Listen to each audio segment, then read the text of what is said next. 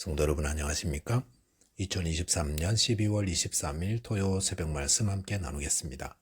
함께 나누실 하나님 말씀은 빌립보서 2장 5절에서 30절까지입니다.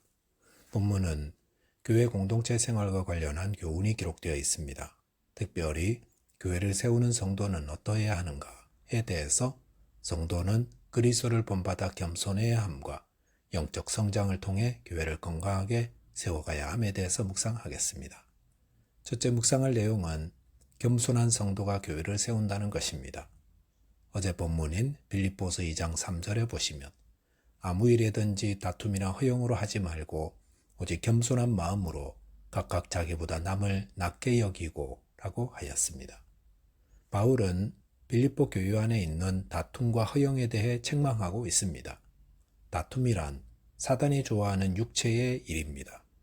이 다툼이 일어나면 성령님과의 내적 교제는 끊어지고 신앙생활이 무너져 내립니다. 또한 허영은 천박한 세상적 야망을 추구하는 것이며 우상 숭배입니다. 그러므로 다툼과 허영은 하나님의 영광을 위하여 살아가는 빌립보 교회 성도들에게 치명적인 독과도 같습니다. 그래서 바울은 오직 겸손한 마음으로 각각 자기보다 남을 낮게 여기라 했습니다. 왜 다툼과 허영이 생기는 것입니까? 그것은 내가 너보다 낫다 라는 교만한 마음 때문입니다. 만약 남을 나보다 낮게 여기는 겸손한 마음이 있다면 거기에 다툼과 허영은 사라지게 될 것입니다. 그렇다면 겸손한 마음이란 어떤 것입니까? 본문 5절에 보시면 너희 안에 이 마음을 품으라 곧 그리스도 예수의 마음이니라고 하였습니다. 성도는 겸손을 배우기 위해 예수님의 마음을 품어야 합니다. 본문 6절, 7절, 8절에 보시면 예수님의 겸손에 대해 이렇게 말씀하십니다. 그는 근본 하나님의 본체시나 하나님과 동등됨을 취할 것으로 여기지 아니하시고 오히려 자기를 비워 종의 형체를 가지사 사람들과 같이 되셨고 사람의 모양으로 나타나사 자기를 낮추시고 죽기까지 복종하셨으니 곧 십자가에 죽으심이라 하였습니다. 예수님은 근본 하나님의 본체십니다. 하지만 자신을 하나님과 동등됨을 취할 것으로 여기지 않으셨습니다. 예수님은 성자 하나님으로서 하나님과 동등한 능력, 영광, 거룩, 존귀함을 가지신 분입니다. 하지만 하나님의 구원의 뜻을 이루기 위해 하나님과 동등됨을 취할 것으로 여기지 않으셨습니다. 그리고 자기를 비워 종의 형체를 가지사 사람들과 같이 되셨고 사람의 모양으로 태어나셨습니다. 또한 자기를 낮추시고 십자가에 죽기까지 복종하셨다 했습니다. 여기 보시면 겸손이란 무엇인가를 배우게 됩니다. 그것은 자기를 비우고 자기를 낮추며 대접받기를 포기하는 것입니다. 사람들 사이의 다툼이 왜 일어납니까? 내가 대접받아야 한다는 생각 때문입니다. 내가 너보다 높다는 마음 때문입니다. 그것은 세상의 불신자들이 가지는 마음입니다. 그 마음을 품고 있으니 남들이 조금 소홀히 대했다고 다투게 되고 또 좀 더 자신을 괜찮은 사람으로 보이려고 헛된 영광을 구하게 되는 것입니다. 성도는 죄인을 구원하시려는 하나님의 뜻을 이루기 위해 존귀와 영광 받음을 포기하고 종처럼 낮아져 십자가에 죽기까지 복종하신 성자 하나님이신 예수님의 겸손을 배워야 합니다. 그 마음을 품어야 합니다. 그 겸손 때문에 저와 여러분들이 죄에서 구원받을 수 있었습니다. 본문 9절 이하에 보시면 이렇게 자기를 낮추신 겸손하신 예수님을 하나님이 존귀하게 높이셨다 했습니다. 잠언 15장 33절에서는 겸손은 존귀의 길잡이니라 하였습니다.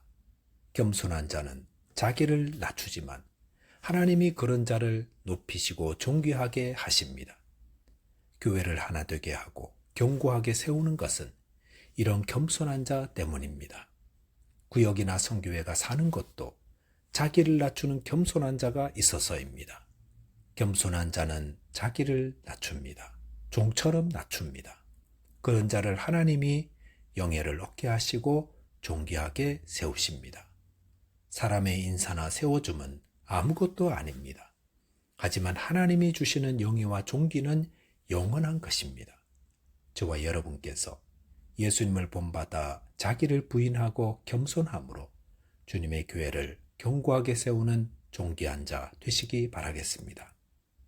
둘째로 묵상할 내용은 영적 성장을 이루어야 한다는 것입니다. 본문 12절에 보시면 그러므로 나의 사랑하는 자들아 너희가 나 있을 때뿐 아니라 더욱 지금 나 없을 때에도 항상 복종하여 두렵고 떨림으로 너희 구원을 이루라 하셨습니다. 여기서 그러므로라는 것은 바로 앞부분에 빌립보 성도들이 그리스도의 마음을 품고 겸손하여 하나됨을 이루어 교회를 세우라 권면한 사실을 말합니다.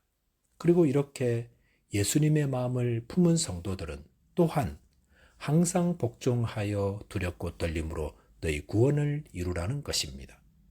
여기서 너희 구원을 이루라 라는 말을 오해해서 행위로 구원을 얻어내라 라는 의미로 받아들여서는 안 됩니다. 성도의 구원은 하나님의 은혜로 받습니다.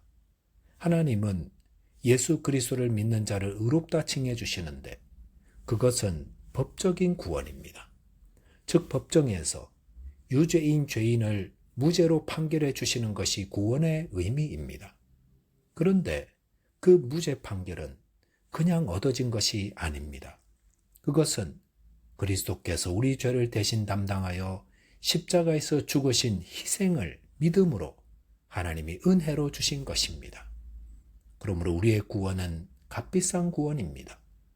그렇다면 이렇게 값비싼 희생으로 의롭다고 무죄 판결받은 성도는 어떻게 해야 하겠습니까?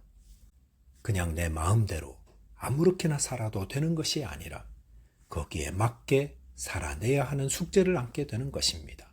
이것이 은혜로 구원받은 성도에게 요구되는 성화의 권면입니다. 이 성화의 삶은 항상 복종하여 두렵고 떨림으로 이루라 하셨습니다. 왜 복종하라 하시는 겁니까? 그것은 예수 그리스도께서 복종하셨기 때문에 그를 믿는 저희도 복종하라는 것입니다. 성도는 하나님 말씀에 할까 말까 선택하는 자가 아니라 절대적으로 복종하는 자이어야 합니다. 그럴 때에 영적 성숙을 이루게 되고 받은 바 구원을 끝까지 잘 간수하게 됩니다. 바울은 교회 안에 다툼과 허영의 문제를 다루면서 예수님의 마음을 본받아 겸손하라 하며 또한 영적 성숙을 이루기 위해 하나님 말씀에 복종하되 두렵고 떨림으로 구원을 이루라 하십니다. 이것은 교회 안의 다툼과 허영의 문제는 무엇의 문제라는 것입니까? 우리 안의 불순종과 교만의 문제라는 것입니다. 그렇기에 예수님을 본받아 겸손해지려 하고 하나님의 말씀에 절대적으로 복종하려는 자가 교회를 하나 되게 하고 바르게 세워간다는 것입니다. 이 영적 성장을 힘쓰지 않으면 교회 안에 원망과 불평과 시기로 인해 교회가 분열하며 다툼이 일어납니다. 이것은 어린아이들 사이에 늘 다툼이 있는 것과도 같습니다. 아이들은 걸핏하면 다투고 고자질합니다. 그것은 미숙하기 때문입니다. 하지만 이 아이들이 성장하면서 그런 다툼이 사라지지 않습니까? 성장하면 다툼도 사라집니다. 교회 안의 다툼과 분쟁의 이유는 영적으로 성장하지 못한 미숙함 때문입니다. 그러므로 에베소서 4장 13절에 보시면 우리가 다 하나님의 아들을 믿는 것과 아는 일에 하나가 되어 온전한 사람을 이루어 그리스도의 장성한 분량이 충만한 데까지 이르리니라고 하였습니다. 성도는 온전해져야 합니다. 처음 예수를 믿음으로 의롭게 되었을 때, 그것을 깨달았을 때 그는 영적으로 태어난 것입니다. 그것은 영적 갓난아이입니다. 그 모습에서 이제는 자라나야 합니다. 어떻게 영적으로 자라납니까? 하나님의 말씀을 먹고 또 그것을 순종하면서 자라납니다. 그것은 하나님의 아들을 믿는 것과 아는 일에 하나가 되는 겁니다. 내가 예수 그리스도에 대해 믿고 아는 것을 믿음으로 살아낼 때에 그럴 때 영적으로 성장하게 됩니다. 이렇게 온전한 장성한 믿음의 사람이 될 때에 다툼과 분쟁 대신 겸손함과 하나됨으로 교회를 강건하게 세워나가는 자 됩니다. 성도는 주님의 나라 이를 때까지 계속해서 영적으로 자라나야 합니다. 그래서 작년보다 올해가, 올해보다 내년이 더 자라나야 합니다. 저와 여러분께서 겸손함과 또 하나님 말씀에 복종함으로 장성한 어른 성도들이 되셔서 주님의 교회를 바르게 세워나가게 되시기 바라겠습니다. 기도하겠습니다. 하나님 아버지, 저희에게 예수님의 마음을 본받아 겸손하게 해 주옵소서. 또한 예수님 말씀에 온전히 복종케 하시고 영적 성장을 이루는 장성한 어른들이 되어 주님의 교회에 건강하게 세워나가게 해 주옵소서. 예수 그리스도 이름으로 기도하옵나이다. 아멘. 오늘도 믿음 안에서 승리하는 하루 되시기 바라겠습니다. 감사합니다.